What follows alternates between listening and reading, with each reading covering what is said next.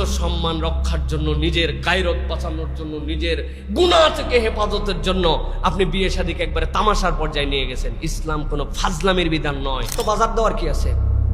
এত বাজার দেওয়ার কি আছে?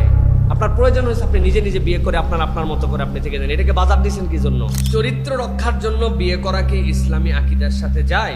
বর্তমান বাংলাদেশে দ্বিতীয় বিয়ে নিয়ে অনেক কথা হচ্ছে। দয়া করে এ বিষয়ে কিছু কথা বলবেন।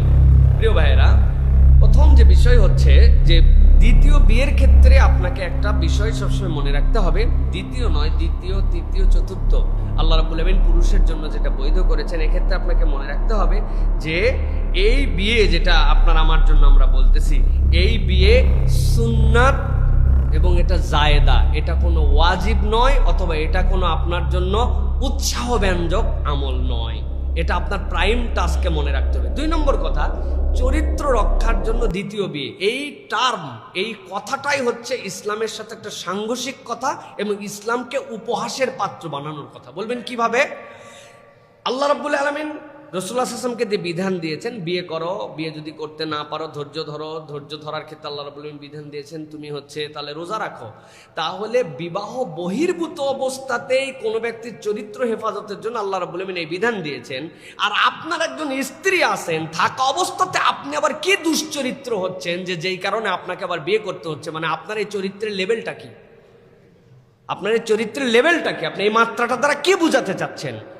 3 নম্বর কথা যেটা, সেটা হচ্ছে আল্লাহ রাব্বুল আলামিন কোরআনুল কারীমের মধ্যে খুব সূক্ষ্ম টার্ম ব্যবহার করেছেন, খুব ভয়ঙ্কর কথা। আল্লাহ বলছেন ফানকিহু মা তাবা লাকুম মিনান নিসাই মাসনা ওয়া সুলাসা ওয়া রুবা ফাইন খিফতুম আল্লা তা'দিলু ফাওয়াহিদাতুম। আল্লাহ রাব্বুল আলামিন বলছেন ফাওয়াহিদাহ, আল্লাহ বলছেন তোমার জন্য বৈধতা দিলাম 2, 3, 4, কিন্তু আমি বললাম তুমি যদি আদালত কায়েম করতে না পারো তাহলে 1-এর উপরেই তোমার থাকতে হবে। তাহলে 3-এর জায়েজের পরে হুকুম 1-এর উপরে। মুহাদ্দিসিনে কেরাম, মুফাসসিরিনে কেরাম এটার ব্যাখ্যা করেছেন। তারা বলেছেন যে এই যে আদালত, এই যে ইনসাফ, এটা কিসের উপরে হবে? 3টা জিনিসের উপরে হবে। 1 নম্বর হচ্ছে ভরণ পোষণ, সময়, ভালোবাসার সমতা, ন্যায় বিচার। আপনি যদি এইগুলি ব্যালেন্স করতে না পারেন তাহলে আপনার জন্য এই বিয়ে করা হারাম হয়ে যাবে। এখন আমরা দেখতে পাই উন্মাদের মতো কথাবার্তা। 1 বিয়ে কম তাকওয়া, 2 বিয়ে ডবল তাকওয়া, 3 বিয়ে 3 তাকওয়া। কোথাতে পাইছেন এটা? ইসলামের বিধান নিয়ে কথা বলার সময় আপনাকে হুঁশ জ্ঞান করে কথা বলতে হবে। হ্যাঁ, ইসলামের দ্বিতীয় বিয়ে বৈধ, এইটা নিয়ে যদি কেউ কথা বলে তাহলে তার ঈমান চলে যাবে। আল্লাহ যা হালাল করেছেন আপনি হারাম